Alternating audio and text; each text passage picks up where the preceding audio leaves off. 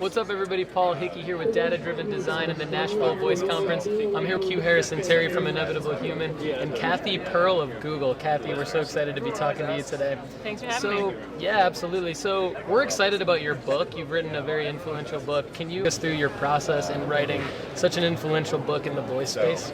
It was quite a challenging process. I'd never written a book before, and basically I was working full-time at a startup, had a young son, and I just had to really use a lot of just self-discipline. Like every night after my son went to bed, I would sit down in front of the computer for an hour, and sometimes I would be like not in the mood to write.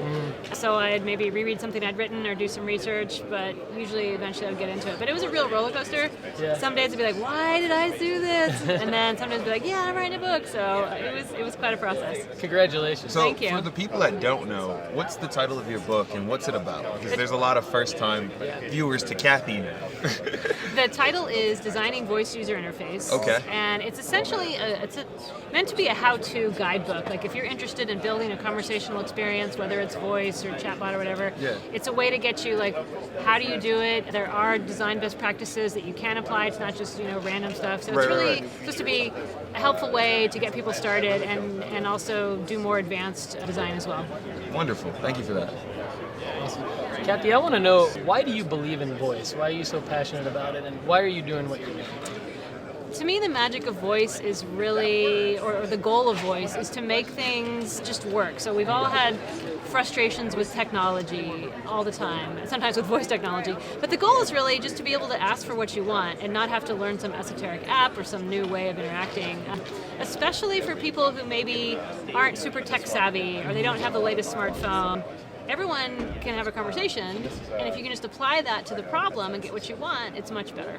Awesome. Thank you.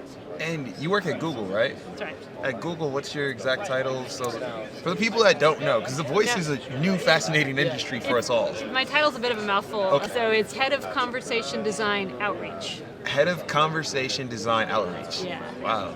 All right. What exactly do you do there? So I spend a lot of my time out in the world talking to people about conversation design, voice user interfaces, having talks, writing articles.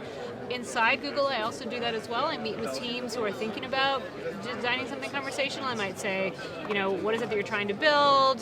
Here's some principles, let's brainstorm. So it's a lot about teaching and awareness and that kind of thing. It's not every day you get to sit down and talk to a Googler, right? I mean, you do. You get the You luxury do. of doing that. Not me. That's an everyday thing for you. But for myself, I'm not at Google. So what's the fascinating voice technology that gets you excited at Google day in and day out? And how do you think about voice, behind the Googleplex?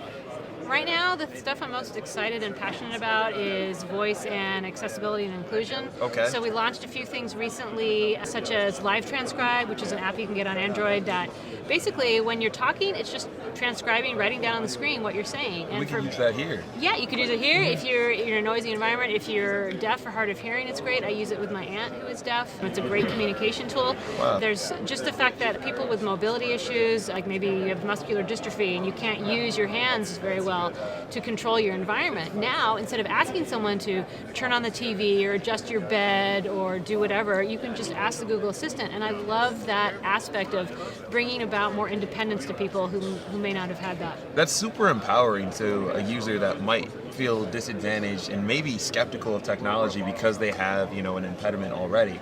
And that's a fascinating outlook for just voice technology at large. Like, I gotta use that.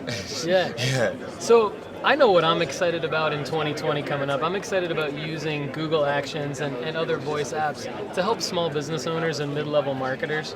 What are you most excited about for voice coming up in 2020? I think, kind of based on what we were just talking about, we announced a project called Project Euphonia, which seeks to teach the Google Assistant to understand people who might have non-standard speech. For example, if you have ALS, your voice degrades over time, and the voice assistant won't work for you. I mean, that's such a shame because those are the folks who could benefit the most. So Project Euphonia is trying to solve that problem by collecting more data from people with different speech patterns so that we can really let everybody use the technology. Yeah, that's So I'm amazing. excited about that. That's interesting.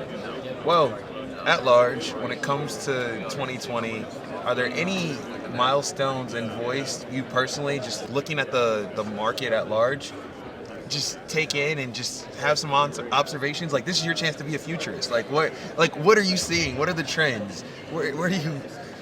I think the trend is that there is no trend. I think the trend is that this space is so new that businesses and brands haven't yet entirely figured out the right places to go. And so what I'm looking forward to is more people trying things out, really trying to figure out where is it that people want to interact with your brand through voice. Because there is a place, but it might not be the same as what they do on your website. It might not even be the same as they do on your chatbot. So I just really look forward to the creative and interesting ways that businesses are approaching this and finding ways to connect with their customers in this space.